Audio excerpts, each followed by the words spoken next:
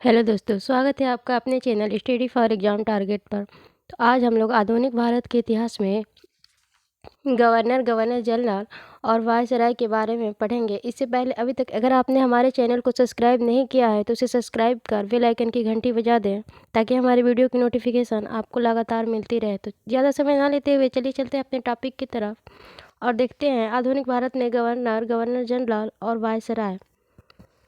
Robert Clive के समय सैनिक दोनों सुधार हुए। असैनिक सुधारों के अंतर्गत क्लाइव ने उपहार लेने बंद करा दिए तथा निजी व्यापार बंद करा दिए। उसने आंतरिक कर देना अनिवार्य बना दिया। सैनिक सुधारों के अंतर्गत क्लाइव ने आज्ञा दी कि दोहरा भत्ता बंद कर दिया जाए तथा जनवरी 1766 से यह भत्ता केवल उन सैनिकों को मिलता था जो बंगाल तथा बिहार की सीमा से बाहर कार्य करते थे। वारेन हेस्टिंग्स ने प्रशासनिक सुधार के अंतर्गत 1775 ईस्वी में कोर्ट ऑफ डायरेक्टर्स के आदेशानुसार बंगाल में द्वैत शासन की समाप्ति की घोषणा की और राजकीय कोषागार का स्थानांतरण मुर्शिदाबाद से कलकत्ता कर दिया। इसका विचार था कि समस्त भूमि शासक की है। वारेन हेस्टिंग्स ने राजस्व सुधारों को व्यवस्थित करने के लिए परीक्षण और अशुद्धि के नियम को अपनाया। वारेन हेस्टिंग्स ने राजस्व सुधारों को व्यवस्थित करने के लिए परीक्षण और अशुद्धि के नियम को अपनाया। रेगुलेटिंग एक्ट 1773 के तहत ब्रिटिश संसद के द्वारा बंगाल में पहली बार कॉलेजिस्ट सरकार की व्यवस्था की गई। इस सरकार में एक अध्यक्ष तथा 4 सदस्यों का प्रावधान था। अध्यक्ष को गवर्नर जनरल का पदनाम दिया गया।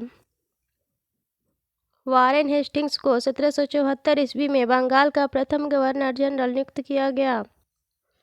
वारेन हेस्टिंग्स को 1774 ईस्वी में बंगाल का प्रथम गवर्नर जनरल नियुक्त किया गया। जन प्रशासन की नींव वारेन हेस्टिंग्स द्वारा मजबूती से रखी गई थी, जिस पर ऊपरी संरचना कॉर्नवालिस ने तैयार की थी।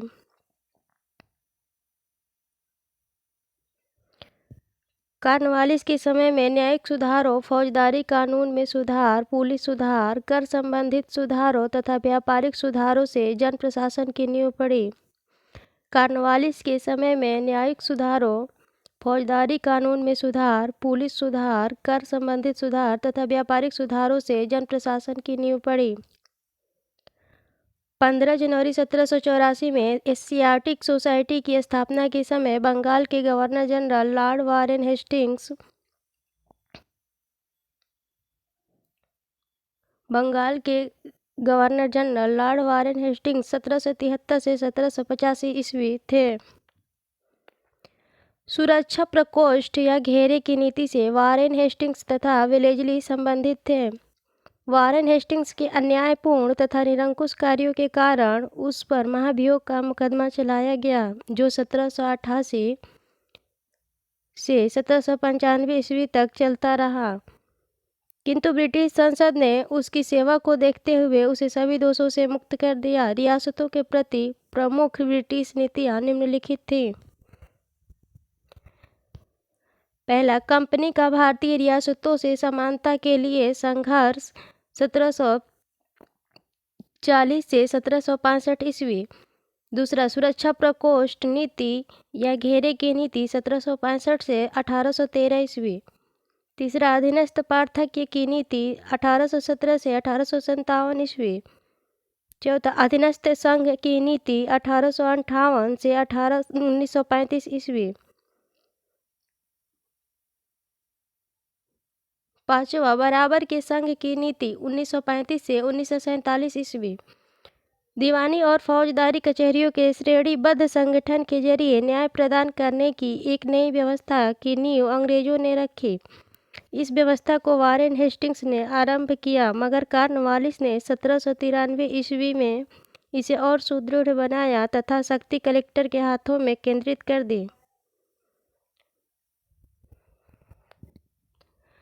1787 ईस्वी में जिले के प्रभारी कलेक्टरों को दीवानी अदालतों के दीवानी न्यायाधीश भी नियुक्त कर दिया गया तथा इन्हें फौजदारी शक्तियां और सीमित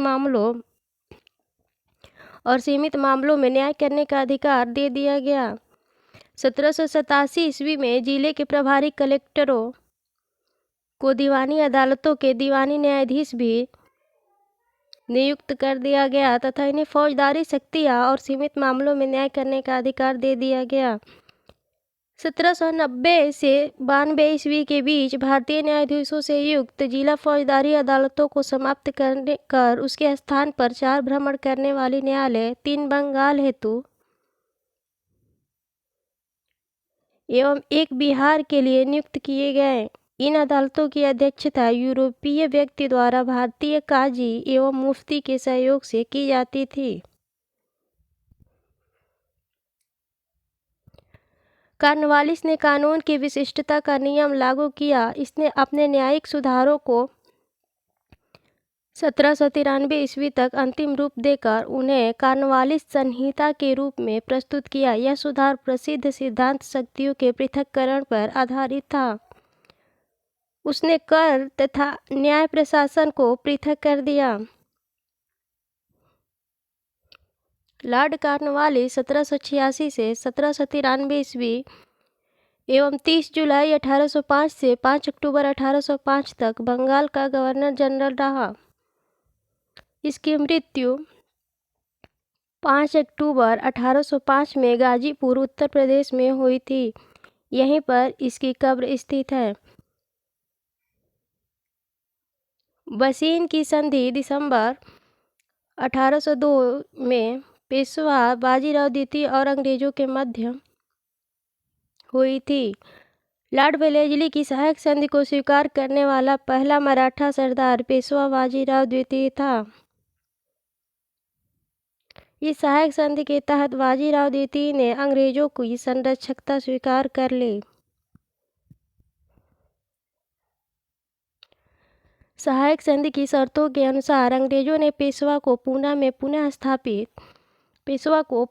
पुनः स्थापित करने के साथ लगभग 60,000 सैनिक पेशवा की रक्षा के लिए उसके राज्य में रखने का वादा किया, जबकि इसके बदले में पेशवा ने अंग्रेजों को 26 लाख वार्षिक आय वाले क्षेत्र प्रदान करने पर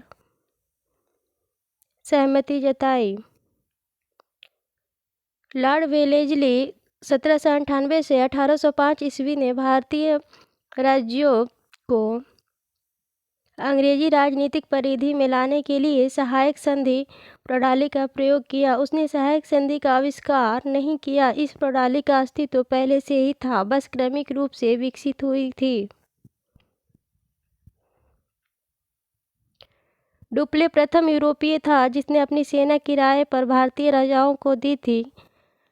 अंग्रेजों ने भी यह प्रणाली अपनाई। प्रथम सहायक संधि 1765 ईस्वी में अवध से की गई, जब कंपनी ने निश्चित धन के बदले उसकी सीमाओं को रक्षा का वचन दिया। लॉर्ड वेलेस्ली द्वारा विशिष्ट रूप से प्रवर्तित सहायक संधि को स्वीकार करने वाले राज्य हैदराबाद 1758 ईस्वी तथा 1800 ईस्वी, मैसूर 1799 ईस्वी, तंजौर अक्टूबर 1799 ईस्वी, अवध नवंबर 1801 ईस्वी, पेशवा दिसंबर 1802 ईस्वी, वरार के भोसले दिसंबर 1803 ईस्वी, सिंधिया फरवरी 1804 ईस्वी, जोधपुर जयपुर, मच्छेरी, बूंदी तथा भरतपुर थे। बाकी के बचे हुए टॉपिक को हम अगले वीडियो में कवर करेंगे। वीडियो अगर पसंद आए तो इसे लाइक करना ना भूलें। धन्यवाद।